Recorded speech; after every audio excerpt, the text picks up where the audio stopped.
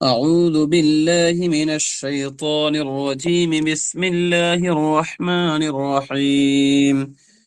إن للمتقين عند ربهم جنات النعيم. أفنجعل المسلمين كالمجرمين ما لكم كيف تحكمون أم لكم كتاب فيه تدرسون إن لكم فيه لما تخيرون أم لكم أيمان علينا بالغة إلى يوم القيامة إن لكم لما تحكمون سلهم أيهم بذلك زعيم أم لهم شركاء فليأتوا بشركائهم إن كانوا صادقين. يوم يكشف عن ساق ويدعون إلى السجود فلا يستطيعون خاشعة أبصارهم ترهقهم ذلة وقد كانوا يدعون إلى السجود وهم سالمون فذرني ومن يكذب بهذا الحديث سنستدرجهم من حيث لا يعلمون وأملي لهم إن كيدي متين.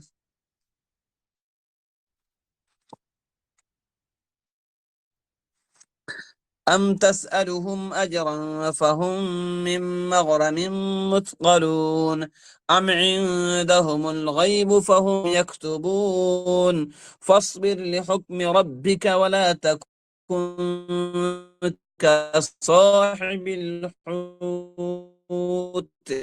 إذ نادى وهو مكظوم لولا أن تدركه نعمة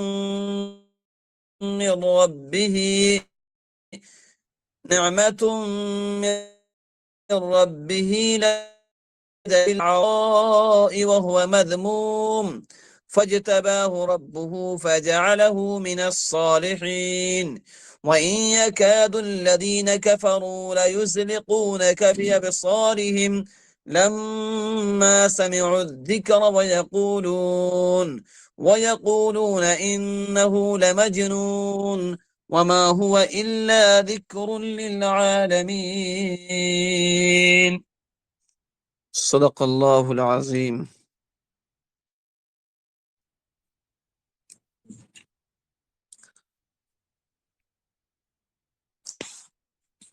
گزشتہ دنوں میں ان میں سے چند آیات کا ترجمہ اور کچھ تفسیر بتا دیا گیا تھا، لیکن طبیعت ٹھیک نہ ہونے کی وجہ سے پھر سے اس کو دوبارہ پڑھایا جا رہا ہے انشاءاللہ. لغت پہلے دیکھ لیں. ان للمتقین،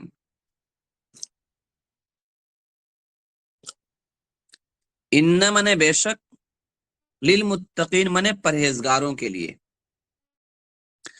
عند ربہم، اندہ کے منے پاس، نزدیک، رب منے رب، ہم منے ان کے رب کے ہاں، ان کے رب کے پاس. جنات النعیم، جنات باغ، النعیم نعمتوں کے باغ، جنات النعیم نعمتوں کے باغ ہیں. افنجعل المسلمین، افنجعل کیا ہم کر دیں گے، المسلمین فرما برداروں کو، کالمجرمین مجرموں کی طرح. ما لکم تمہیں کیا ہو گیا، کیف تحکمون کیف کیسے،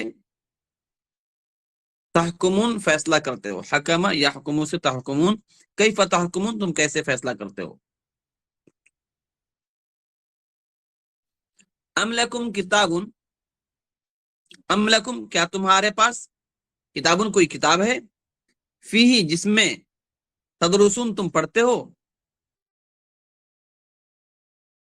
ان لکم بے شک تمہارے لیے، فیہ اس میں، لما البتہ وہ چیز، لا البتہ ما وہ چیز، تخیرون جو تم پسند کرتے ہو، ام لکم یا کیا تمہارے لیے، ایمان، ایمان یمین سے ایمان قسم، کیا تمہارے لیے قسمیں ہیں، شپت جس کو بولتے ہیں بنگلہ میں، علینا ہمارے اوپر، ہمارے ذمے،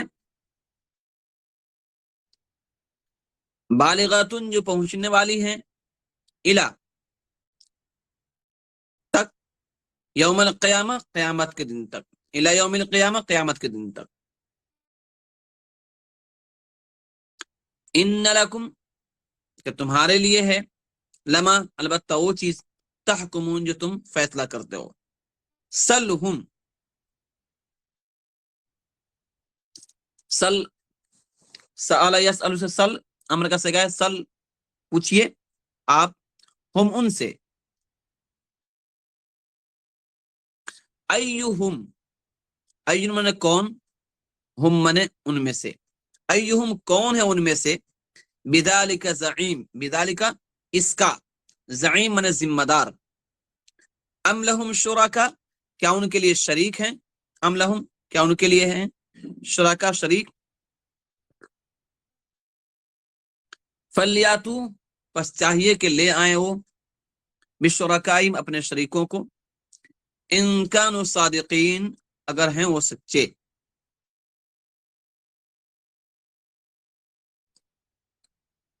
یوم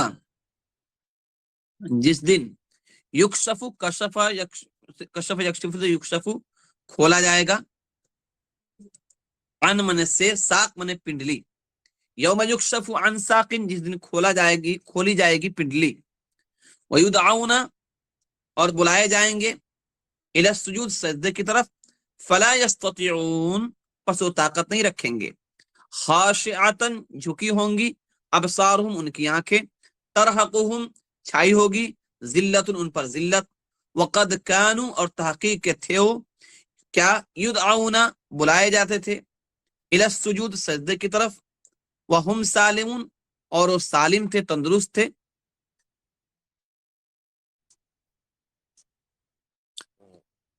فذرنی پس چھوڑ دے مجھے، ومن اور اس شخص کو، یکذب جو جھٹلاتا ہے، بہذا الحدیث اس بات کو، سنستدرجہم استدرج سے، سنستدرجہم بالتحقیق تاکید کے، ہم ان کو درجہ بدرجہ چڑھائیں گے، من حیث جہاں سے، لا یعلمون ان کو علم نہیں ہوگا، واملی لہم واملی اور مہلت دیتا ہوں، لہم ان کو، ان کیدی متین بے شک میری تدبیریں بڑی مضبوط ہیں،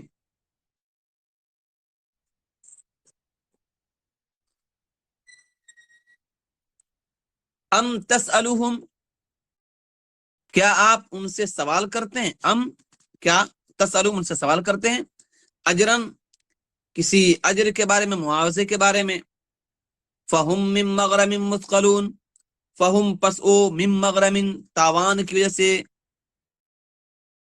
مثقلون بوجھ کے نیچے آئے ہوئے ہیں، دبے ہوئے ہیں، ام عندہم یا ان کے پاس، الغیب غیب غیب کی باتیں ہیں،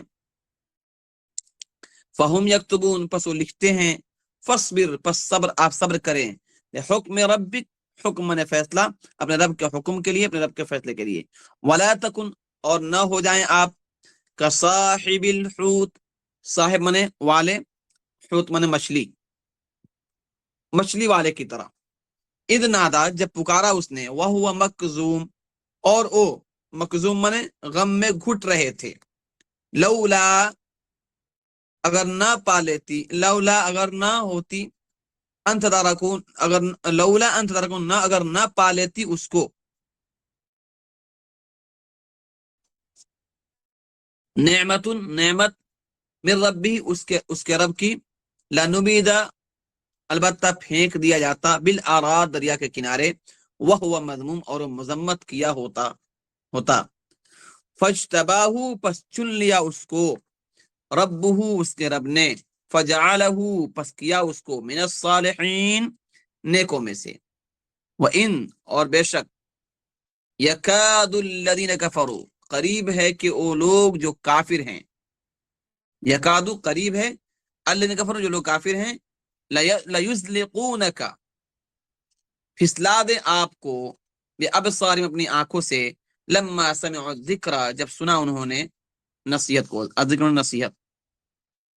وَيَقُولُونَ اور کہتے ہیں، انہ لمجنون بے شک یہ البتہ دیوانہ ہے. وما ہوا اور نہیں ہے وہ، الا مگر ذکر نصیحت، للعالمین جہاں والوں کے لیے.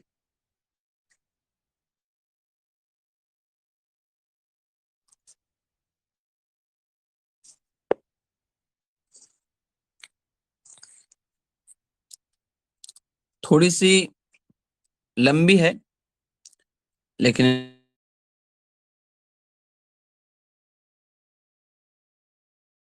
انشاءاللہ ہو جائے گا. بہت اہم باتیں آئیں گی.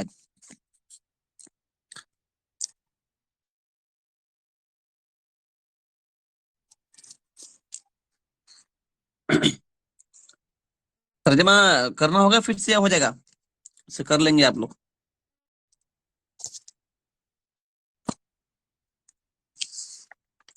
ہم تفسیر کے ساتھ ترجمہ کرتے جائیں گے انشاءاللہ تاکہ آسانی ہو، ورنہ پھر لمبی بات ہو جائے گی. جی ٹھیک ہے مناسب. جیسا کہ پہلے بات آ چکی تھی، متقین کا تذکرہ چل رہا تھا، بلکہ چل رہا ہے کہ اللہ تبارک و تعالیٰ کا ارشاد ہے، ان للمتقین عند ربهم جنات النعیم، بے شک پرہیزگاروں کے لیے ان کے رب کے پاس نعمتوں کے باغ ہیں. متقین یہ تقوی سے ہے. تقوی کا معنی ہے بچنا، پرہیز کرنا. سب سے بڑا تقوی یہ ہے کہ آدمی کفر اور شرک سے بچے، پھر اس کے بعد گناہ کبیرہ سے بچے، پھر صغیرہ سے بچنے کی کوشش کرے، اور اللہ تعالیٰ کی نافرمانی سے بچے، جناب نبی اکرم صلی اللہ علیہ وسلم کی نافرمانی سے بچے. یعنی وہ لوگ جو اللہ تعالیٰ کی نافرمانی، اللہ کے حکم عدولی سے بچتے ہیں، ایسے لوگوں کے لیے ان کے رب کے ہاں نعمتوں کے باغ ہیں. سوال یہ ہے کہ تقوی کا اصطلاحی ترجمہ، اس کو آدمی اگزامپل کے طور پہ کیسے سمجھے گا؟ تو آئیے ایک حدیث دیکھتے ہیں. ایک حدیث ہے کہ حضرت عمر رضی اللہ تعالیٰ عنہ نے حضرت ابی بن کعب رضی اللہ تعالیٰ عنہ سے فرمایا کہ تقوی کا مفہوم بیان کرو. مجلس میں بہت سارے صحابی بیٹھے تھے، بہت سے لوگ بیٹھے تھے. مقصد یہ تھا کہ ایسا ڈیفینیشن اس کا کیا جائے، اس طرح سے بتایا جائے کہ یہ لوگ تقوی کے مفہوم کو سمجھ لیں. حضرت ابی بن کعب رضی اللہ عنہ نے فرمایا، حضرت آپ کبھی ایسے علاقے سے گزرے ہیں جہاں خاردار جھاڑیاں ہوتی ہیں؟ یعنی ایسے راستے سے یا ایسے علاقے سے گئے ہیں جہاں پہ بہت جھاڑیاں ہوں، کانٹے دار جھاڑیاں ہوں وہاں پر؟ فرمایا ہاں گزرا ہوں. ابی بن کعب رضی اللہ عنہ کہتے ہیں کہ حضرت کیسے گزرے ہیں؟ فرمایا اپنے کپڑوں کو سمیٹ کر گزرتا ہوں کہ کانٹوں کے ساتھ الجھ نہ جائیں اور کپڑے ہمارے خراب نہ ہوں.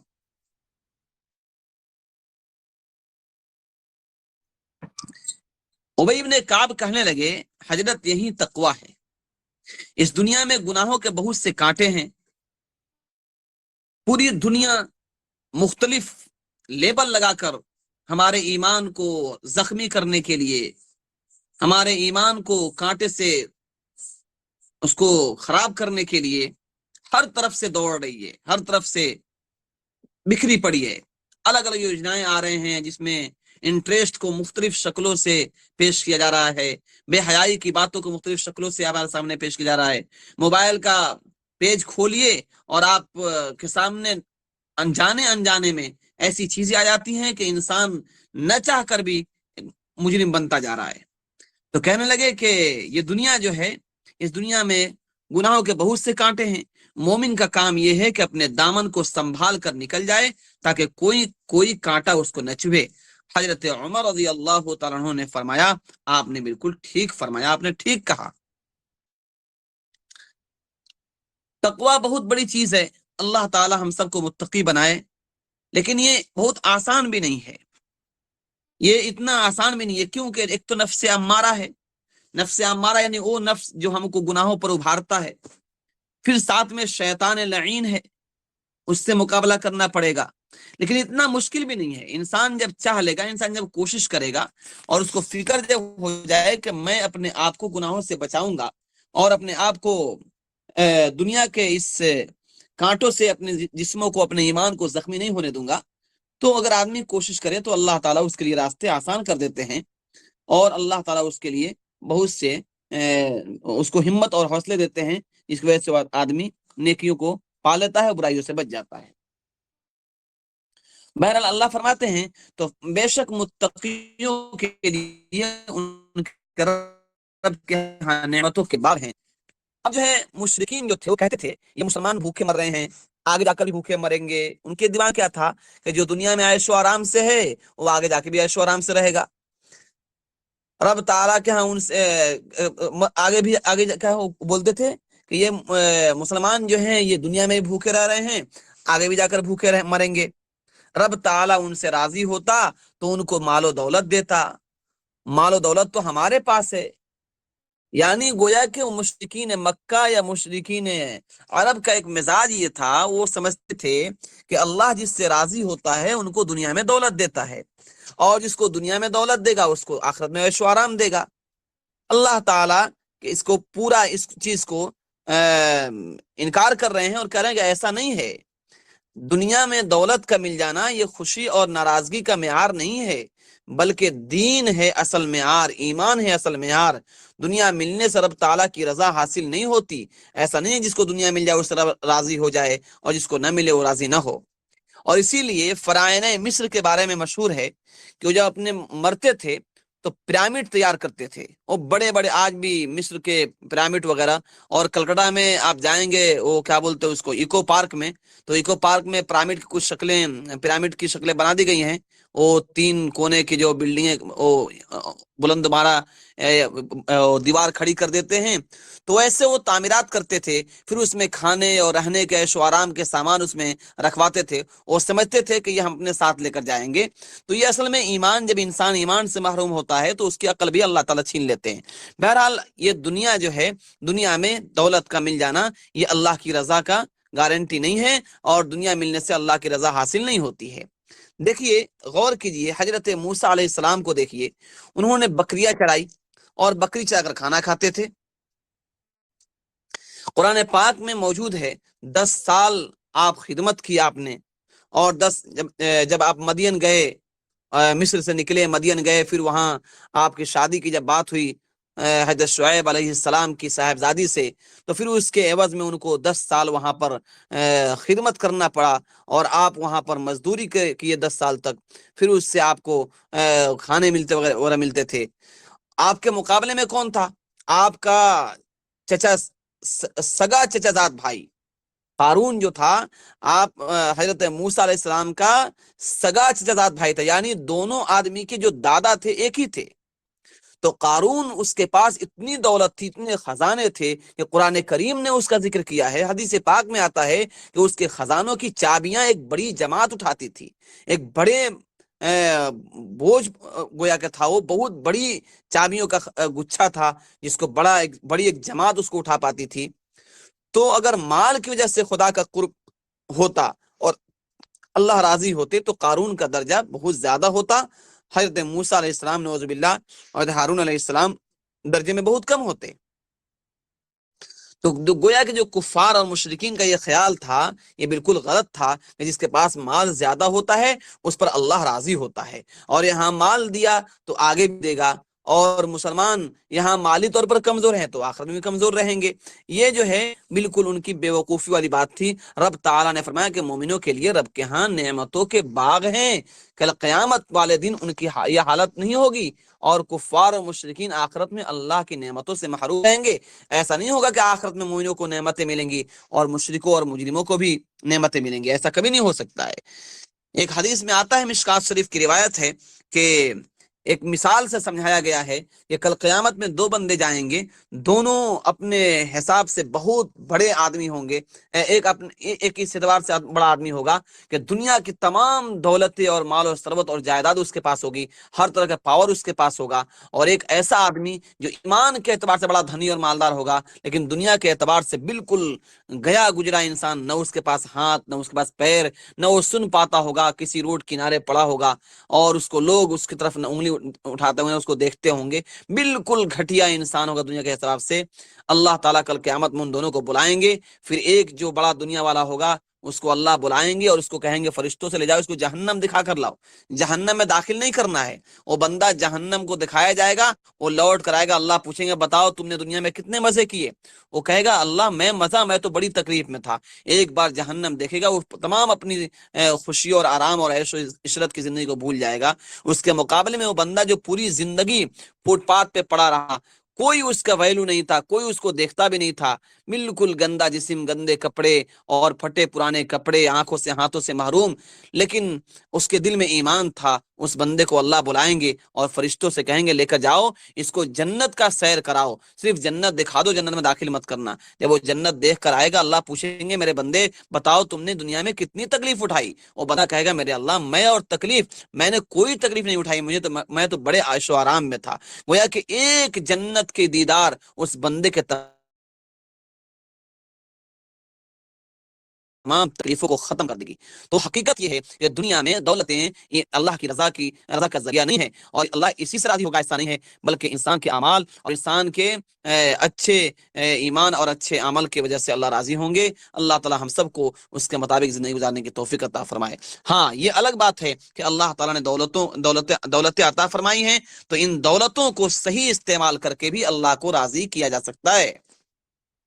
بات لمبی ہو جائے گی، ورنہ عبد الرحمن جامی رحمۃ اللہ علیہ کا عجیب و غریب واقعہ لکھا ہے، انشاءاللہ کسی اور موقع سے بتاؤں گا، کہ ان کے جو شیخ تھے وہ بڑے دولت مند تھے، لیکن اللہ تعالیٰ کو کیسے راضی کرتے تھے، وہ ایک الگ واقعہ انشاءاللہ کبھی یاد دلائیں تو میں بتاؤں گا انشاءاللہ آپ کو۔ بہرحال فرمایا کہ اللہ فرماتے ہیں کہ افنجعل المسلمین کالمجرمین، یہ جو کفار کہتے تھے کہ جیسے ہم دنیا میں عیش و آرام سے ہیں، ہم کو آخرت میں عیش و آرام ملے گا، اللہ کہتے ہیں کہ اچھا کیا ہم کر دیں گے مسلمانوں کو مجرموں کی طرح، فرما بردار اور نافرمان برابر ہوں گے؟ یہ تمہارا خیال غلط ہے۔ ما لکم کیف تحکمون، تمہیں کیا ہو گیا، کیسے فیصلے کرتے ہو کہ مسلم کافر برابر ہو جائیں گے، موحد و مشرک برابر ہو جائیں گے، بدعتی اور سنی برابر ہو جائیں گے، حق و باطل ایک ہو جائیں گے؟ ایسا کبھی نہیں ہو سکتا ہے، یہ ناممکن ہے، یہ ناممکن ہے، یہ ناممکن ہے۔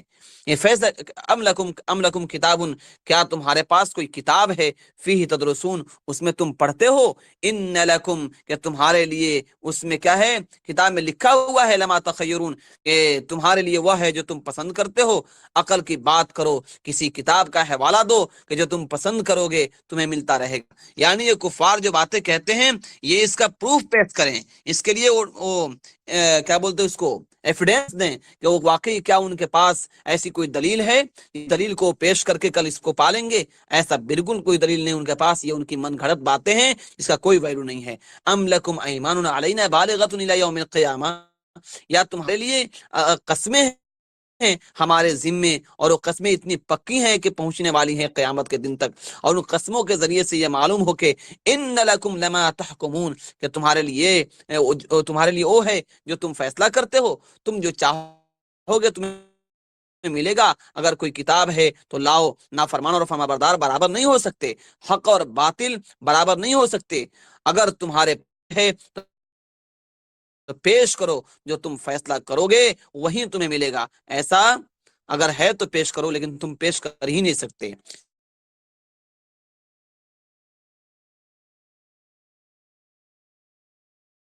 ایہم بذالک زعیم، کون ان میں سے ہے ذمہ دار، کون ہے ان باتوں کا ذمہ دار، ان میں سے کون ہے؟ ام لہم شرکا، کیا ان کے لیے کوئی شریک ہے؟ کسی نے لات کو، کسی نے منات کو، کسی نے عزا کو اللہ تعالی کا شریک بنایا ہوا تھا، لیکن ان کو خالق و مالک نہیں مانتے تھے۔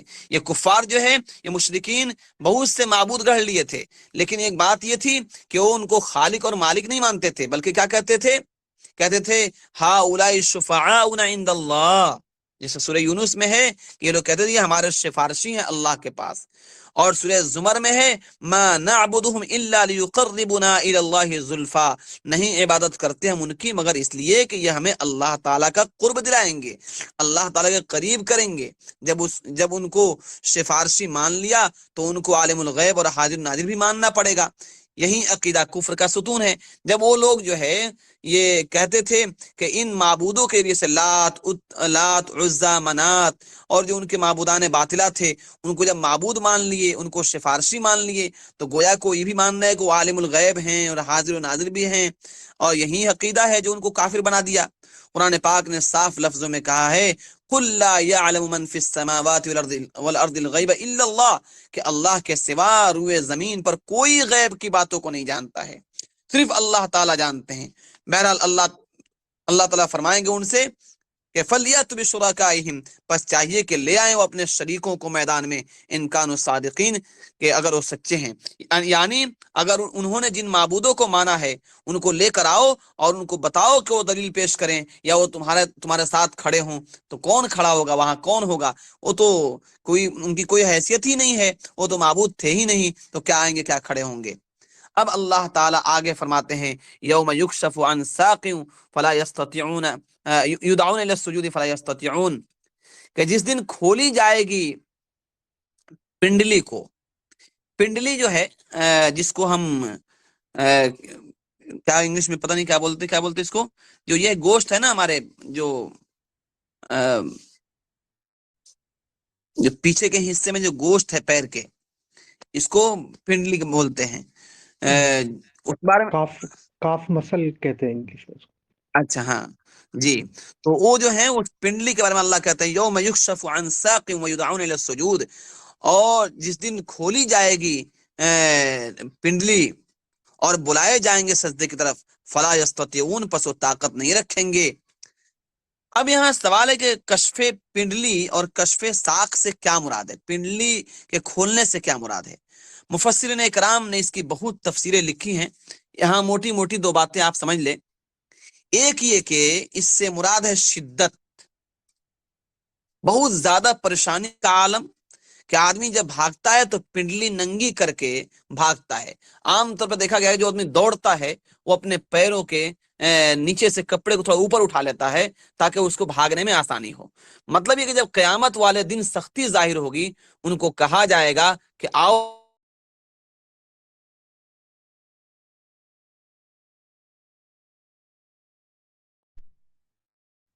جو لوگ دنیا میں سجدہ نہیں کیے ان کے کمر بالکل تختے کی طرح ہو جائیں گے، جھک نہیں سکیں گے، بخلاف ان لوگوں جو اخلاص کے ساتھ نماز پڑھتے رہے اور گردنیں ان کی جھکتی رہیں، سجدے کرتے رہے، وہ بڑی آسانی کے ساتھ سجدے کریں گے۔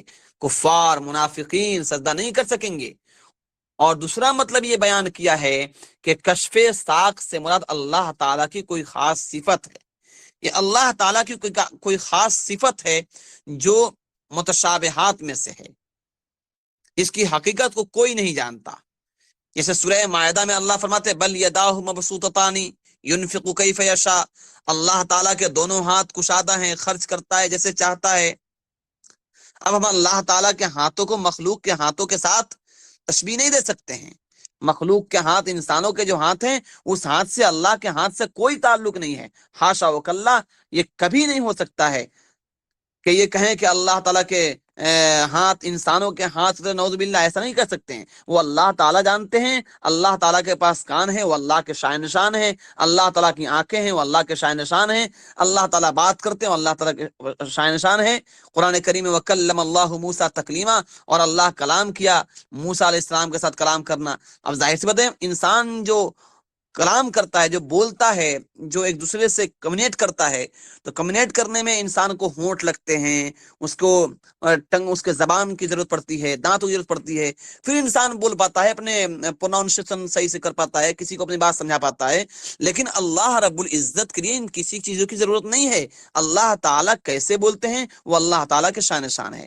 ایسے ہی قرآن کریم میں آتا ہے الرحمن علی العرش استویٰ، اللہ تعالیٰ عرش پر بیٹھا ہے، مگر اس کے بیٹھنے کی کیفیت کیا ہے؟ اللہ کے اللہ کے شان نشان ہے، اللہ تعالیٰ ہی بہتر جانتے ہیں۔ تو بہرحال یہ سب متشابہات میں سے ہے، ان باتوں کے بارے میں ہم بس ہمیں ایمان لانا ہے کہ اللہ تعالیٰ کے اللہ تعالیٰ ساک پنڈلی کو ظاہر کرے گا، اللہ کی یہ صفت ہے، وہ اللہ بہتر جانتے ہیں۔ بہرحال پھر کیا ہوگا اس کا کہتے ہیں تو ایک یہ معنی، ایک دوسرا معنی یہ ہے کہ اللہ تعالیٰ کی کوئی خاص صفت ہے جس کو ظاہر فرمائیں گے اور بلایا جائے گا کہ آؤ سجدہ کرو، تو کفار، مشرکین، منافقین سجدہ نہ کر سکیں گے، ان کی کمریں تختے کی طرح ہو جائیں گی، سجدہ کرنے کی طاقت نہیں رکھیں گے۔ خاشعۃ ابصارہم، جھکی ہوئی ہوں گی ان کی آنکھیں۔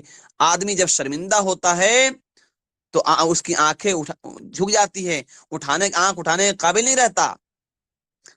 تو قیامت کے دن سے زیادہ شرمندگی کہاں ہوگی انسان کو؟ پوری روئے زمین کے انسان جمع ہوں گے اور وہاں پر انسان اپنے کرتوت اور اپنے اعمال کا سامنا کرے گا اور وہاں شرمندگی اٹھائے گا۔ اللہ اس دن شرمندہ ہونے سے تمام امت مسلمہ کی اللہ حفاظت فرمائے۔ تو بہرحال اللہ تعالیٰ کہتے ہیں کہ ان کی آنکھیں ترحقہم ذلہ، اور ان پر ذلت چھائی ہوگی، وہ بالکل ذلیل و خوار ہو رہے ہوں گے۔ فرشتوں کے ہاں بھی ذلیل ہوں گے اور لوگوں کے ہاں بھی ذلیل ہوں گے۔ وقد كانوا يدعون الى السجود، اور تحقیق کے بلائے جاتے تھے سجدے کی طرف دنیا میں، 5 وقت کی اذان کی آواز ان کے کانوں میں پڑتی تھی، وہم سالمون، اور وہ صحیح سالم ہوتے تھے، تندرست ہوتے تھے۔ اس کے باوجود ان کو دعوت دی جاتی کہ نماز پڑھنے آؤ، کہتے تھے تم جاؤ پڑھو، دیکھنا ہم تو نہیں جائیں گے۔ آج کل جو ہے وہ ڈاکٹر ریسرچ کر رہے ہیں کہ نمازوں کے بڑے فوائد ہیں، اور نمازوں کی وجہ سے ریڑھ کی ہڈیاں مضبوط ہوتی ہیں، درد اور تکلیفیں دور جاتی ہے۔ لیکن قربان جائیے، نبی آخر الزماں جناب محمد الرسول اللہ صلی اللہ علیہ وسلم نے 1400 سال پہلے نماز کے متعلق جو خوبیاں بیان کی تھی، آج پوری دنیا اس پر ریسرچ کری ہے۔ بہرحال تو فرمایا کہ ان کو بلایا جاتا تھا سجدے کی طرف، اور وہ صحیح سالم تھے، اس پر سجدہ نہیں کرتے تھے۔ اب اللہ تعالیٰ کہتے ہیں یہاں پر بڑی سخت بات، فذرنی، بس اے نبی کریم صلی اللہ علیہ وسلم آپ چھوڑ دیں مجھے، فذرنی آپ چھوڑ دیں مجھے، ومن یکذب بہذا الحدیث، اور اس شخص کو جو جھٹلاتا ہے اس بات کو، یعنی میرے باتوں کو جو جھٹلاتا تھا، میں اس سے خود نمٹ لوں گا۔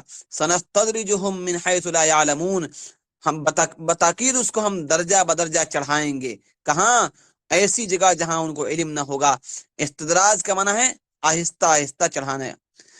نافرمانیاں کرتے ہوئے مال مل رہا ہے، اولاد مل رہی ہے، عہدہ مل رہا ہے، ترقی مل رہی ہے، اس کو معلوم نہیں کہ وہ شکنجے میں کسا جا رہا ہے۔ انسان سمجھتا ہے کہ ہم چوری کر رہے ہیں، ہم جھوٹ بول رہے ہیں، ہم دغا دے رہے ہیں، حرام انکم کر رہے ہیں، ہمارا مال بڑھ رہا ہے، ہماری پوسٹیں بڑھ رہی ہیں، ہمارے ہمارے عہدے بڑھ رہے ہیں، تو یہ سمجھتا ہے کہ میں تو کامیاب ہو گیا۔ لیکن اللہ کہتے ہیں کہ ان قریب وہ وقت آنے والا ہے کہ دودھ کا دودھ اور پانی کا پانی ہو جائے گا۔ یہ کتنے عرصے کھا لیں، پی لیں، مزے کر لیں، بس ایک وقت آنے والا ہے کہ اس وقت آپ کو پتا چل جائے گا کہ آپ نے کیا کھویا اور کیا پایا۔ اللہ سنستدرجہم من حیث لا یعلمون، کہ آپ چھوڑ دیں انہیں، کہ ہم چڑھائیں گے ان کو ایسی جگہ جس کے بارے میں ان کو علم بھی نہیں ہوگا۔ آگے تو املی لہم ان کیدی متین، اور میں ان کو مہلت دیتا ہوں، کر لے جو کرنا ہے۔ ان کیدی متین، بے شک میری تدبیر بڑی مضبوط ہے، جب میں پکڑوں گا کوئی چھڑا نہ سکے گا۔ آنا سب کو ہوگا اور سب کو میرے پاس آنا ہوگا، پھر میں سب کو بتاؤں گا کہ کون کیا عمل کر کے آیا ہے اور اس کا کیا سزا ملے گا۔ اب آگے اللہ فرماتے ہیں ام تسألہم اجرا فہم من مغرم مثقلون۔ جناب نبی اکرم صلی اللہ علیہ وسلم